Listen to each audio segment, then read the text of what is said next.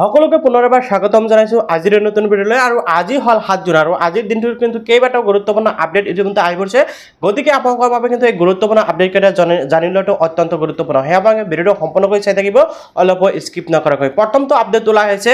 গোটৰ মহিলাসকলৰ বাবে হয় গোটৰ মহিলাসকলে কিন্তু অতি শীঘ্ৰে 25000 কোটি টকা লাভ কৰিব আৰু এই 25000 টকা যিসকল গোটৰ মহিলাই লাভ কৰিব তাৰে কিন্তু ইতিমধ্যে এখন লিষ্ট প্ৰকাশ পাইছে আৰু সেইখন লিষ্টতে কিন্তু আপোনালোকৰ নাম অন্তৰ্ভুক্ত হৈ আছে যদি আপোনালোকৰ নাম সেইখন লিষ্টত অন্তৰ্ভুক্ত নহয় তেনে ক্ষেত্ৰত আপোনালোকে টকাখিনি লাভ নকৰে অৰ্থাৎ আপোনালোকে 25000 টকাটো লাভ নকৰে ইতিমধ্যে আপোনালোকে সকলোৱে জানে যে 5 জুনৰ দিনাখন বিশ্ব পৰিৱেশ দিনাখন সকলো গোটৰ মহিলাক কিন্তু ফটো আপলোড কৰিব দিছিল কিন্তু বহুত সংখ্যক মহিলাই ফটো আপলোড কৰা নাই যদি আপোনালোকে এতিয়ালৈকে ফটোসমূহ আপলোড কৰা নাই নিজৰ ফটো আপলোড কৰা নাই আপোনালোকে এতিয়া ফটোসমূহ আপলোড কৰিব পাৰিব যদি কেপচাৰ কৰি ৰাখিছে অতি শীঘ্ৰে ৱেবছাইটত গৈ আপোনালোকে ফটোসমূহ নিজৰ ফটো আপলোড কৰি দিয়ক ওকে লগতে আপোনালোকে কিন্তু এই 25000 টকাটো পাবলৈ অনলাইনত আৰু এটা ফৰ্ম সাবমিট কৰিব লাগিব সেই ফৰ্মটো আপোনালোকে কেনেকৈ সাবমিট কৰিব হে মই আগন্তুক ভিডিঅ'ত নিশ্চয়ভাৱে দেখুৱাই দিম গতিকে আপোনালোকে সকলোৱে কমেন্টত জনালে নিশ্চয় আপোনালোকক দেখাবলৈ চেষ্টা কৰিম গতিকে আপোনালোকে যিসকল কি গোটৰ মহিলা আছে সকলৰ বাবে কিন্তু এটা গুৰুত্বপূৰ্ণ আপডেট যে ইতিমধ্যে কিন্তু এখন নতুন লিষ্ট ওলাই আহি পৰিছে ওকে তো আপোনালোকে 25000 টকাটো পাব নাই হে কিন্তু আপোনালোকে জানিবলৈ আপোনালোকে প্ৰথমতে লিষ্টখন চেক কৰিব লাগিব প্ৰথম আপডেটটো আপোনালোকে জানিলে এতিয়া দ্বিতীয় গুৰুত্বপূৰ্ণ আপডেট ওলাইছে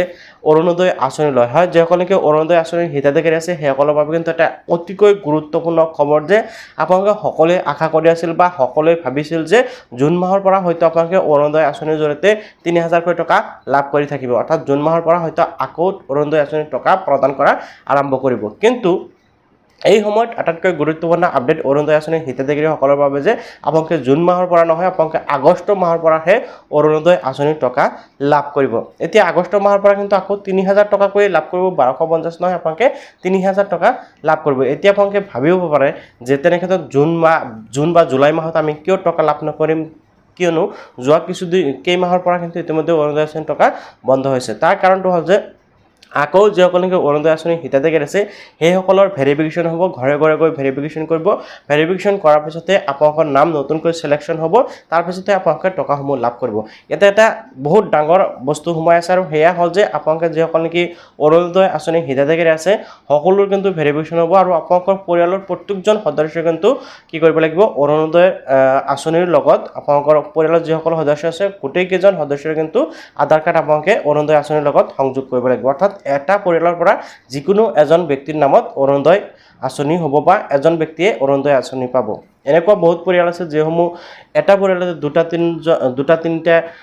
অৰুণোদয় আঁচনি হৈ আছে বা 2-3জন মানুহে অৰুণোদয় আঁচনিৰ সুবিধা লৈছে হেয়া যাতে হ'ব নোৱাৰে তাৰ বাবে চৰকাৰৰ তৰফৰ পৰা এই ব্যৱস্থা কৰিছে যে যিসকল বা যিটো পৰিয়ালৰ পৰা অৰুণোদয় পাব সেই পৰিয়ালৰ সকলো সদস্যই অৰুণোদয় আঁচনিৰ লগতে আপোনালোকৰ নিজৰ আধাৰ কাৰ্ডটো জমা দিব লাগিব অৰ্থাৎ পৰিয়ালৰ প্ৰত্যেকজন ব্যক্তিৰে আধাৰ কাৰ্ড জমা দিব লাগিব অৰুণোদয় আঁচনি পাবলৈ হ'লে তাৰপিছত ওলাইছে PM কিষাণ সন্মান নিধি যোজনালৈ যদি আপোনালোকে PM কিষাণ সন্মান নিধি যোজনাৰ হিতাধিকাৰী হয় তেনে ক্ষেত্ৰত আপোনালোকৰ বাবে এই মুহূৰ্তত এটা গুৰুত্বপূৰ্ণ আপডেট যে আপোনালোকে যদি 23 নং কিস্তি পাব বিচাৰে বা আগন্তুক দিনত যিসমূহ নেকি কিস্তি টকা দিব 2000 কৈ হেয়া যদি আপোনালোকে পাই থাকিব বিচাৰে আপোনালোকে কিন্তু 24 জুনৰ ভিতৰত কিন্তু আপোনালোকৰ নিজৰ KYC টো কৰিব লাগিব এতিয়া আপোনালোকৰ KYC কৰিব লাগিব নাই বা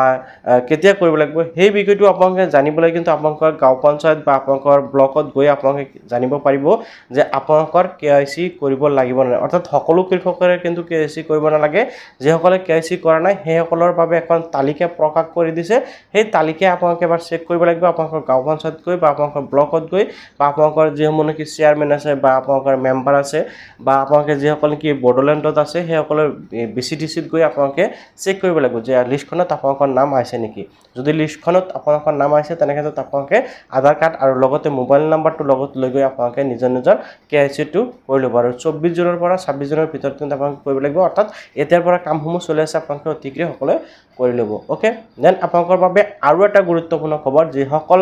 অসমৰ যোগ্য কৃষক আছে এই যোগ্য কৃষকসকলক কিন্তু অসম চৰকাৰৰ তৰফৰ পৰা 11000 কোটি টকা প্ৰদান কৰিব আৰু তাৰ বাবে কিন্তু অতি শীঘ্ৰে ফৰ্ম এখন মুকলি কৰি দিব আৰু ফৰ্মটো ফিল আপ কৰি আপোনালোকে জমা দিলে আপোনালোকে কিন্তু 11000 কোটি টকা বছৰি লাভ কৰিব অৰ্থাৎ প্ৰত্যেক বছৰতে